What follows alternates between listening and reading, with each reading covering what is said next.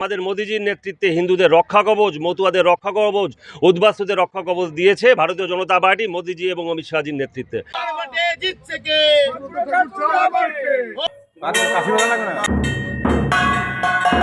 কতটা আত্মবিশ্বাসী হয়ে মনোনয়ন জমা দিতে যাচ্ছেন? 100% আত্মবিশ্বাস। কি বলবেন? সুব্রত ঠাকুরের গায়িকাটা কোনো প্রতিদ্বন্দ্বী নেই। নরেন্দ্র মোদীজির নেতৃত্বে পশ্চিমবঙ্গে প্রথমবার ডাবল ইঞ্জিনের সরকার হতে যাচ্ছে। বিজেপি কখনো ক্ষমতায় আসেনি পশ্চিমবঙ্গে। 20টা প্রদেশে নরেন্দ্র মোদীজির নেতৃত্বে উন্নয়নের জোয়ার বইছে। পশ্চিমবঙ্গের সাধারণ মানুষ অধীর আগ্রহে অপেক্ষা করছে যে কবে 23 আর 29-এর ভোটটা হবে, 4 তারিখে রেজাল্ট বেরোবে এবং পুরো পশ্চিমবঙ্গ গেরুয়াময় হবে।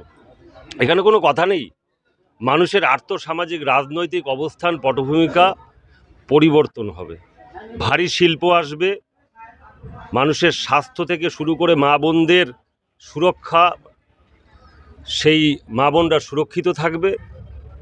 পশ্চিমবঙ্গ সোনার বাংলা হবে।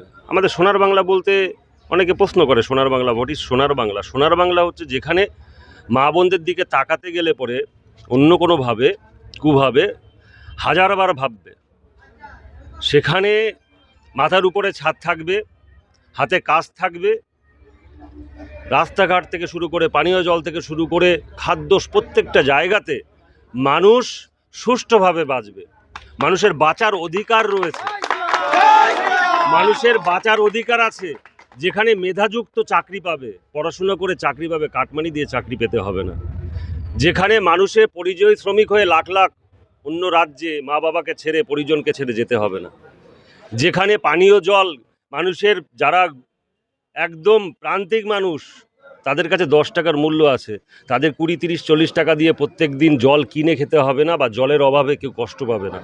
সেখানে প্রত্যেক ঘরে জল, পানীয় জল, পরিশুদ্ধ পানীয় জল, আর্সেনিক মুক্ত পানীয় জল পাবে। এরকম স্বাস্থ্য, আপনি দেখেছেন স্বাস্থ্য। আজকে আয়ুষ্মান ভারত যদি আমাদের এখানে আসতো, প্রত্যেকটা মানুষের বাড়িতে বয়স্ক মানুষ আছে যাদের স্বাস্থ্য নিয়ে তারা সমস্যায়। আপনি যদি আয়ুষ্মান ভারত যদি এই পশ্চিমবঙ্গে যদি লাগু হতে পারতো, তাহলে ভারতবর্ষের যে কোনো হসপিটালে, টাটা থেকে শুরু করে বিড়লা, যে কোনো হসপিটালে 5 লক্ষ টাকা পর্যন্ত, সরকারি হোক বেসরকারি হোক, তারা পরিষেবাটা পাতো। এখানে পায় না। আমরা তারপরে প্রধানমন্ত্রী আবাস যোজনা কারা পায়? 3 তলা 4 তলা যাদের বাড়ি ভেঙে পড়েছে, মাথার উপরে ছাদ নেই, একটা তাঁবু তার 1000 ফুটো, তারা পায় না। আজকে 3 তলা 4 তলা বাড়ি তাদের পায়। আজকে বাড়ি করতে গেলে পরে, ব্যবসা করতে গেলে কাটমানি দিতে হয়। এইগুলো মনে হয় যদি বলার জন্য বলা, কিন্তু যারা এটা ভুক্তভোগী তারা জানে। আজকে 26,000 চাকরি চলে যাচ্ছে, আপনারা বুঝতে পারছেন? 26,000 চাকরি। এই মানুষগুলো 7-8 বছর চাকরি করার পরে লোন নিয়ে মা বাবাকে দেখছে। বয়স্ক মানুষ যারা আছে, তাদের অসুস্থ বাবা মা থেকে শুরু করে দাদু দিদা, কোথায় যাবে তারা? অতল জলে। তাদের কাছে সুইসাইড, আত্মহত্যা করা ছাড়া কোনো গতি নেই। আজকে পশ্চিমবঙ্গে তৃণমূল কংগ্রেস সেই জায়গাটাতে খাদের কিনারায় না, ধাক্কা দিয়ে ফেলে দিয়েছে। এই জিনিস পশ্চিমবঙ্গে হবে না। মোদিজির নেতৃত্বে, আমাদের প্রধানমন্ত্রী নরেন্দ্র মোদীজির নেতৃত্বে এখানে উন্নয়নের জোয়ার বইবে। আর 20টা প্রদেশে যেভাবে উন্নয়ন চলছে, সেই উন্নয়নটা হবে। মানুষ মন পরিবর্তন হয়ে গেছে।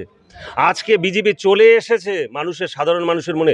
যে মানুষগুলো ভোট দিয়ে জেতায়, সাধারণ মানুষ যারা নিউট্রাল ভোটার, তাদের মন আজকে গেরুয়াময়, তাদের মন আজকে পদ্মময়। এখানে অন্য কোনো আর কথা নেই। এখানে আর অন্য ভোট হবে, পশ্চিমবঙ্গে ভোট হবে, হিন্দুত্বের ভোট হবে। Why not? আর সবাই বলতে পারে মুসলমানদের কথা বা অন্য কোনো কিছুর কথা, কেন আমরা হিন্দুদের কথা বলবো না? আমরা হিন্দু। হিন্দুদের জায়গাটা কোথায়? আজকে আমরা বারবার বলবো, কারণ আমাদের মোদিজির নেতৃত্বে হিন্দুদের রক্ষা কবচ, মতুয়াদের রক্ষা কবচ, উদ্বাস্তুদের রক্ষা কবচ দিয়েছে ভারতীয় জনতা পার্টি, মোদিজি এবং অমিত শাহজির নেতৃত্বে। আমরা বারবার বলবো, আমরা গর্ব করে বলবো যে আমরা হিন্দু। আজকে ভোট হবে, হিন্দুত্বের ভোট হবে, শুধুমাত্র হিন্দুত্ব রক্ষায় ভোট হবে। সমগ্র হিন্দু একসাথে হবে, যেখানে কোনো কাস্ট নেই, যেখানে কোনো বার নেই, কোনো কিছু নেই। কারণ যদি হিন্দু রক্ষা পায়, তাহলে পরে ভারতবর্ষ রক্ষা পাবে। আর যদি ভারতবর্ষ থাকে, তাহলে পরে সারা পৃথিবী সঠিক থাকবে, যেটা আমাদের নরেন্দ্র মোদীজি দেখিয়ে দিয়েছে। এখানে আর কোনো কথা নেই, এখানে আর কোনো কথা নেই। No otherwise nothing.